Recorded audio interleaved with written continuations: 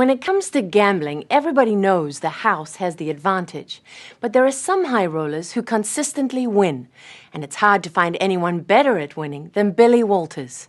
He bets on football and basketball, is worth hundreds of millions of dollars, and has been so successful that many Las Vegas bookmakers are afraid to even take his bets. Billy Walters has been almost as elusive as Howard Hughes, avoiding publicity, reluctant to reveal his secrets.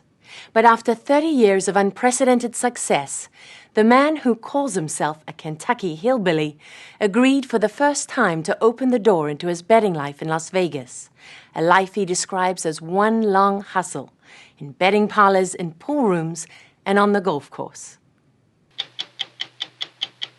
The story will continue in a moment.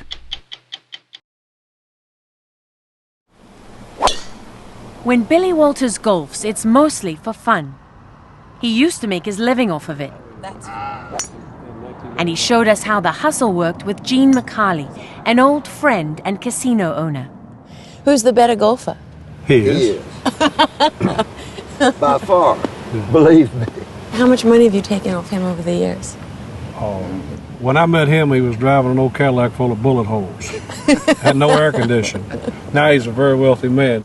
On the day we went along, the two buddies decided to play for $5,000 a hole, with a few side bets along the way. Gene? Yeah, Bill? What's the price? You 5-1 for birdie. So I'll take 15. 10. You got it for a dime. All right. Billy just missed this 60-foot putt. Oh! But after only 3 holes, he was up $17,000.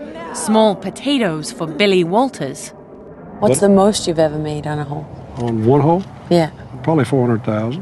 What was the most you ever made on a round of golf? What did you take home? Probably $1 million, around $1 million. That's a lot of money. Yes. I never got to bed with it. I lost it all in the Horseshoe Hotel playing blackjack before I went to bed.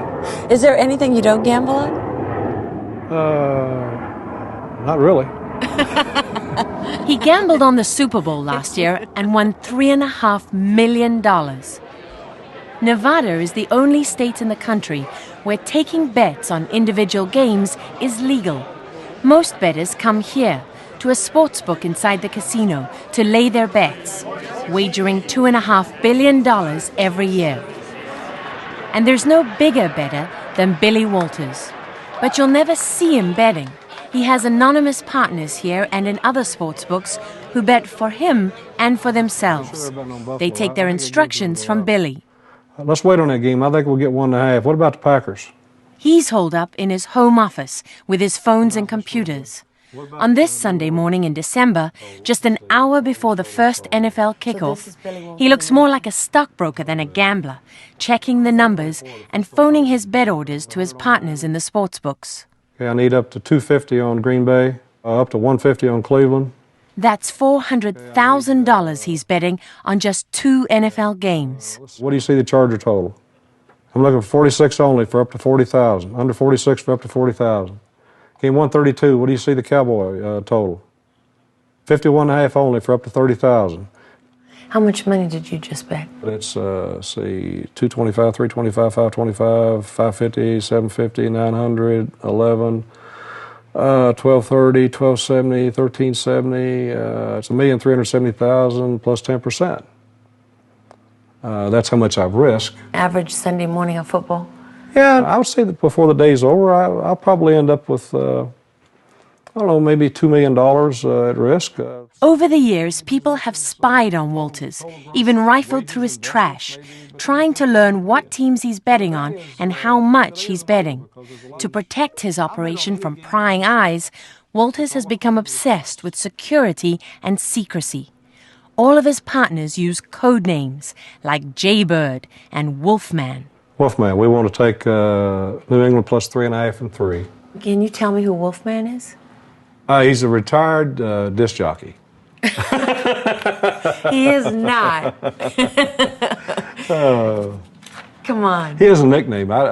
He prefers to be called Wolfman. That's what I call him, Wolfman. So. Billy Walters has also built a brain trust of consultants, most of them mathematicians and experts on everything from weather conditions to player injuries. He told us they act like analysts for a hedge fund manager.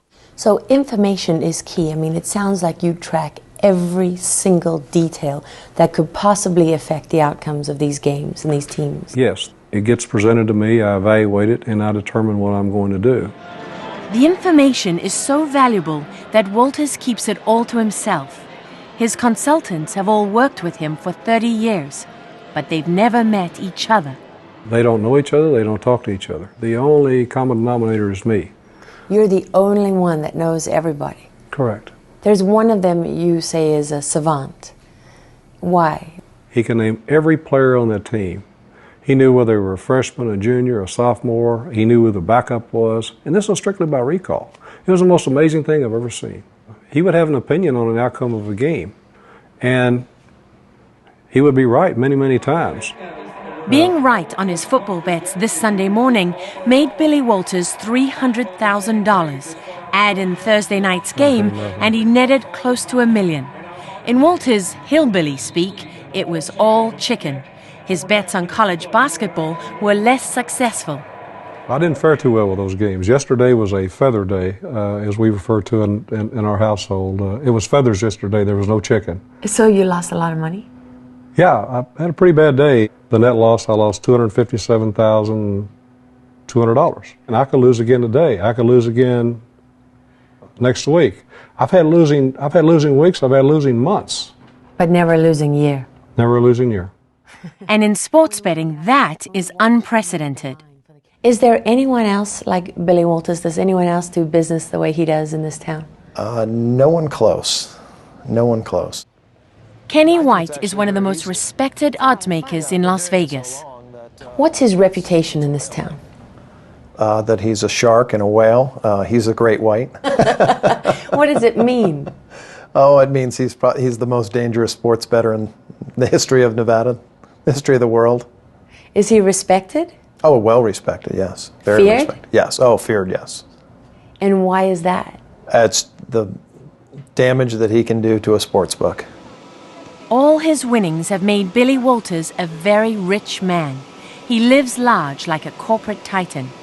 He and his wife Susan travel in a brand new jet worth $20 million that they use to travel to their 7 homes. Billy Walters also gives millions to charities. He insisted on taking us to his favorite, Opportunity Village, which trains intellectually handicapped people to perform jobs in Las Vegas. It's all close to his heart because he has a son with serious brain damage. Billy Walters was born dirt poor in the small town of Munfordville, Kentucky. He was raised by his grandmother. His mother had 3 kids by the time she was 17. Billy says she drank and wasn't around much. He was hanging out in pool halls before most kids his age even knew what gambling was.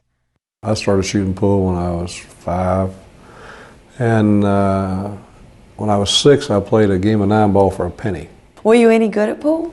I got to be decent at pool, yes. By the time I was 13, I was a decent pool player. I was pretty decent. Were you making money? Yes. I probably had some situations where I won $4,000 or $5,000 or something.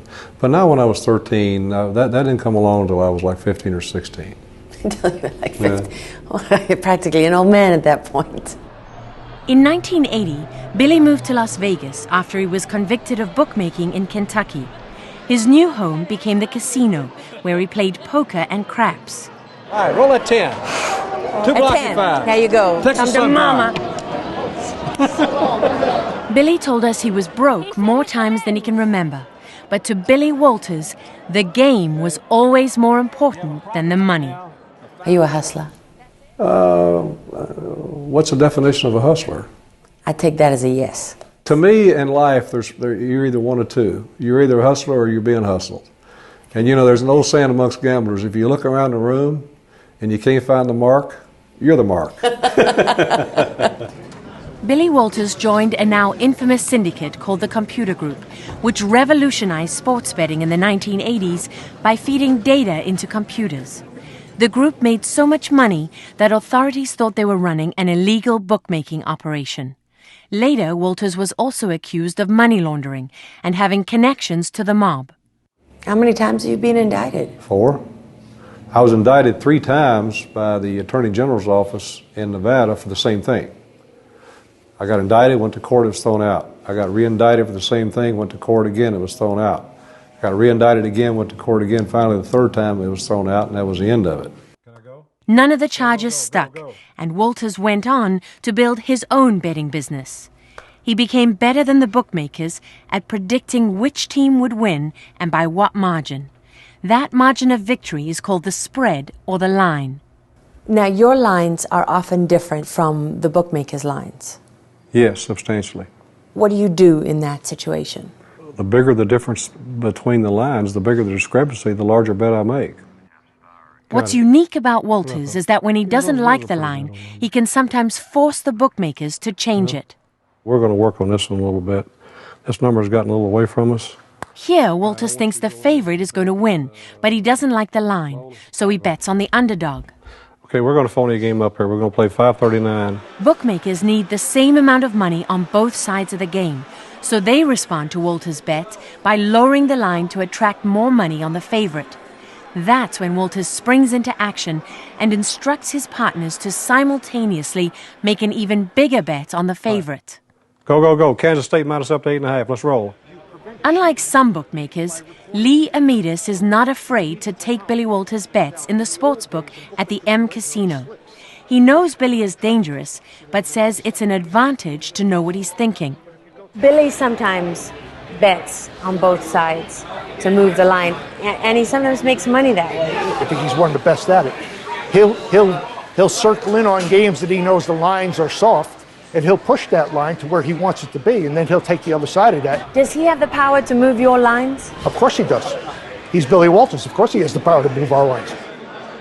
Billy Walters has built an empire from his gambling, and at the age of 64, he isn't slowing down.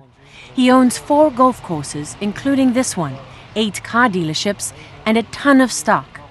But it was on Wall Street, he says, where he was taken for a ride. I've been swindled quite a bit of money on the stock market. I bought a lot of Enron stock once, and I got swindled. I bought a lot of WorldCom stock, got swindled. I bought a lot of Tyco stock, I got swindled. His disdain for Wall Street is one of the reasons Billy Walters decided to talk to us. A chance, he says, to make the point that the gambling world is not as shady as most people think. I ran into a lot of bad guys, a lot of thieves. I mean, they'd steal the Lord's Supper. But I can tell you, percentage-wise, I ran into many more with the suits and ties on than I have with the gamblers. So you would say that the hustler from Vegas got hustled by Wall Street? No doubt about it.